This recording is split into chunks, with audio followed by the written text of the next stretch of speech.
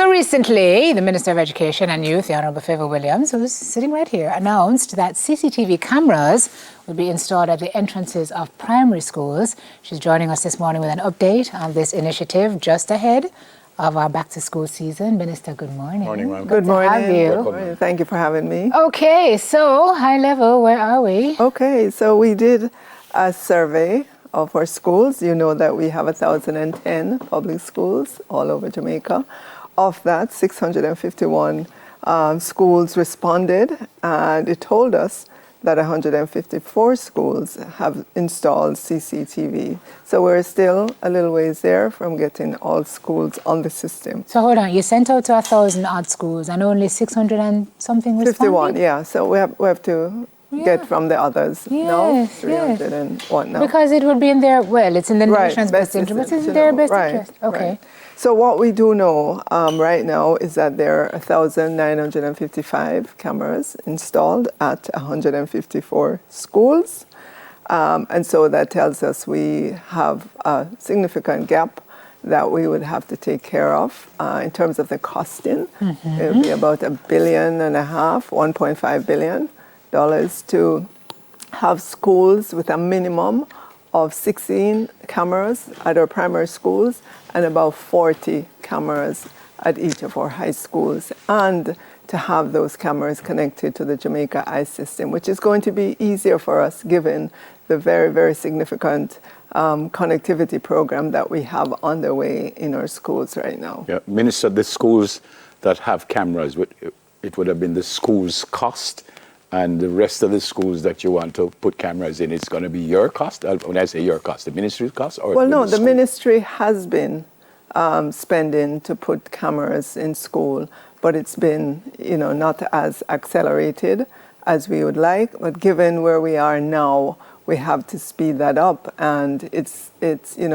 we've done the costing, so we can begin to go through the procurement process, so we have it more at scale than what we have been doing. And just a follow-up to that one, the schools that have cameras, have you found that there are less incidences of...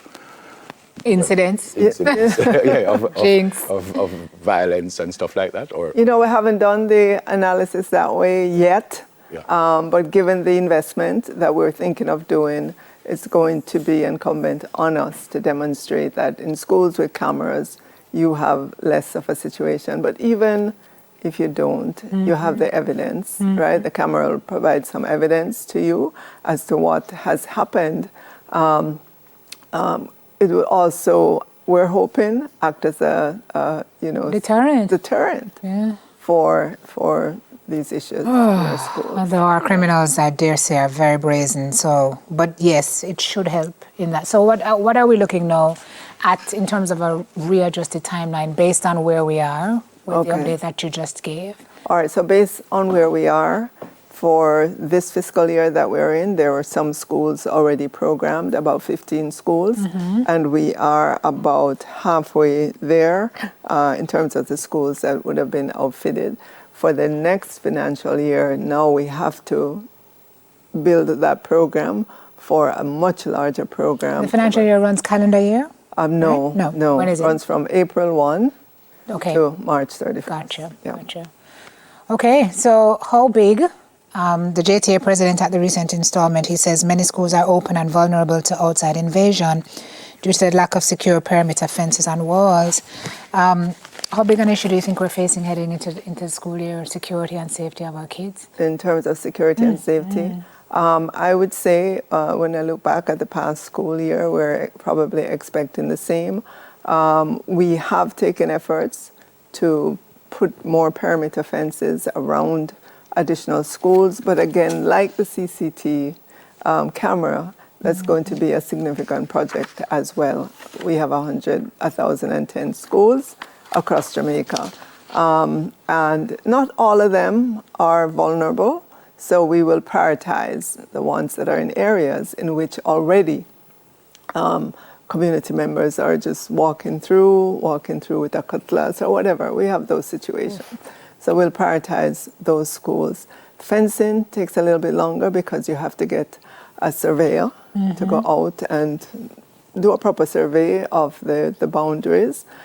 We don't just go out and put a fencing, and you have to know the proper. So it just takes a little longer, but we can speed it up. Yeah, we have this horror story about this primary school young lady who was kidnapped. But before that, did we have anything like that going on at that level? I know that in secondary schools, we hear about the violence there, but in primary and prep schools, do we have anything like that at that level? Not that I've been told. Right. So those schools would not have they would not have been on the radar. Yeah. Right. Yeah. But now you have, because of course, absolutely. Given the times we're in, we can't just leave it up to the individual schools to install their camera. We have to get a more sophisticated system than that, one that's tied into Jamaica Eye, so you have proper custody of the data. Also, we'll be able to know which cameras are working, which are not, and we can take steps faster. And forgive my ignorance, but because of what went on, would the cameras be like at the outside perimeter, or is it in the school itself? Because I know some high schools, St. George's College, you have cameras all over the place. But would you put the cameras just outside to see what's going on at the gate and stuff? Again, you'd have to do an analysis. Strategic placement. Right, exactly, to see the coverage, the number of cameras, where they're covering, and so on. There's also a concern raised about watchmen in schools versus security guards. I know, again, because a lot of this is the school's cost and they can't afford it, it's not done. But there's also been an issue highlighted to have more security guards in schools instead of watchmen. Right. So it's not the school's cost. It's that of the government of Jamaica in our schools. So the public schools, To the extent that schools may want an additional, they may have to find the resources. But it's the cost of the government to provide safety and security in our schools. And you would have seen where traditionally we had watchmen in some of our schools. We have to take that up a notch now to security. And they don't carry guns, We don't allow them to, because you can imagine if there's a volatile situation. The new president of the JTA, Mr. Leighton Johnson, says, and I want to quote, he says, "We must expand the deployment of school resource officers in our schools, not one officer to service 3 or 4 schools, but one officer to a school." Is that realistic? Well, we've had, and this is primarily for high schools, we've had resource officers in our schools. Obviously, we have to work with, and resource officers are really policemen. We've had to work with the Ministry of National Security in terms of the deployment. It has not been possible for them to place a policeman in every school. Right. So we have had to go to a cluster of resource officers, for a cluster of schools, until we are able to get additional policemen that can be in our schools. We just have to work with what we have. Remember, in our schools as well, we have deans of discipline, guidance counselors, and so on in there. And they are supposed to be helping to manage behavior in the school. Okay. So we don't want to, militarize our schools, but we do have to recognize the times in which we are. Yeah.